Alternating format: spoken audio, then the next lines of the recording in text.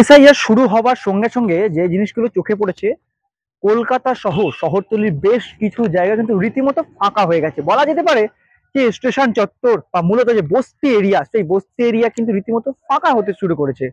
কিন্তু সব বস্তি মানেই কি সেখানে রোহিঙ্গা বা বাংলাদেশি ঢুকে আছে? কোনো কি ভারতীয় নেই? কি বলছেন তারা? দেখে নেবো তাদের সঙ্গে কথা বলে যে তারা কি বলছেন। সব বস্তি বা এই যে স্টেশন লাগোয়া যে এরিয়া, যারা দিন এনে দিন খায় বা কোনো একটা তিরপল লাগানো জায়গায় কোনো রকমের দিন কাটিয়ে নিজেদের পেট চালাচ্ছে, সবাই কি রোহিঙ্গা? কি বলছেন তারা দেখে নেবো। বস্তিতে থাকেন মানেই কি অনুপ্রবেশকারী? এই প্রশ্নটির উত্তর খুঁজতে ভিশন প্লাস নিউজের একটি টিম গঙ্গা সংলগ্ন একটি বস্তিতে পৌঁছায়। জানা যায়, এসআইআর প্রক্রিয়া শুরু হওয়ার পর থেকেই কলকাতা ও সংলগ্ন স্টেশনগুলির পাশের বস্তি এলাকাগুলো দ্রুত ফাঁকা হয়ে যেতে শুরু করে।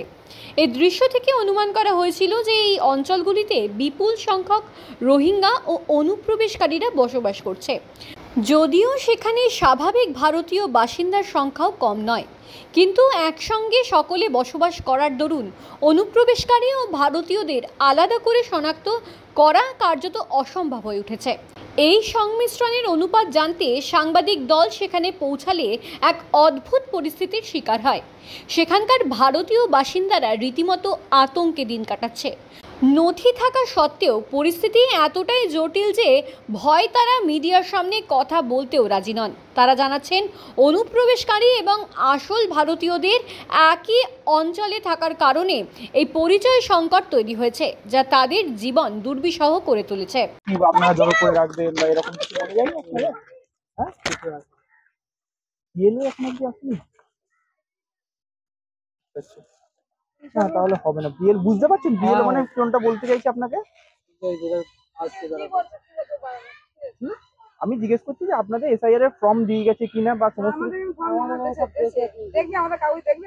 কাগজ দেখান না, ওটাই আপনাকে আমি জিজ্ঞেস করছি যে আপনাদের এখানে দিয়ে গেছে কিনা বা আপনাদের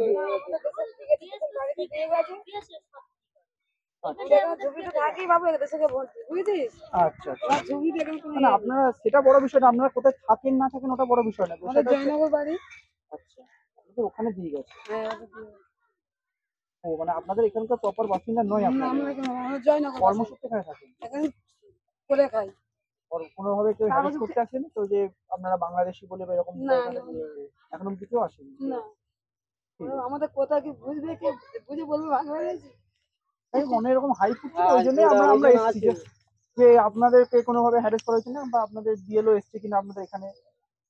আপনাদের এখানে সবাই কি এরকম বাইরে থেকে এসে থাকে না কেউ এখানকার? না না, আমাদের সব এই আমাদের বাড়াইপুর জয়নগর এরকম সব বারাসাত আছে, কোথায় বালিগঞ্জ আছে। আচ্ছা ঠিক আছে কাকিমা, বলছি এসআইআর এর খবরটাই আপনি শোনেননি? আমরা এখন কিছু জানি না। এসআইআর এর কাগজপত্র তো দিয়ে দিয়েছে অলরেডি। আমরা জানি না, সত্যিকারে আমরা কিছুই জানি না। এখন এসআইআর এর খবরই জানেন না আপনি?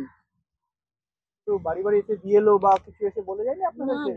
আমরা এখন শুনিনি। বা প্রয়োজনীয় ডকুমেন্ট কোনো জোগাড় করে রাখা? না। আপনি এসআইআর এর কোনো খবরই জানেন না? আমাদের এখানে কোনো কিছু এখন বলেনি। আপনাদের বাড়ির প্রমাণপত্র বা কিছু এরকম কিছু পেয়েছেন? ভোটার কার্ড, আধার কার্ড?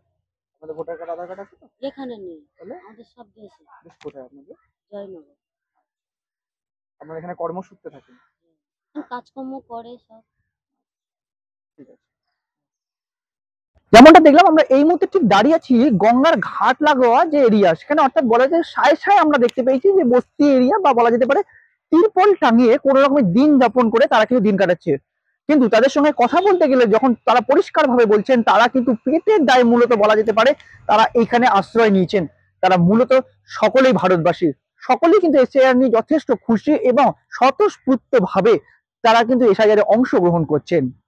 ক্যামেরা হিমাদ্রি ব্যানার্জির সঙ্গে সায়ন চক্রবর্তীর রিপোর্ট, ভিশন প্লাস নিউজ।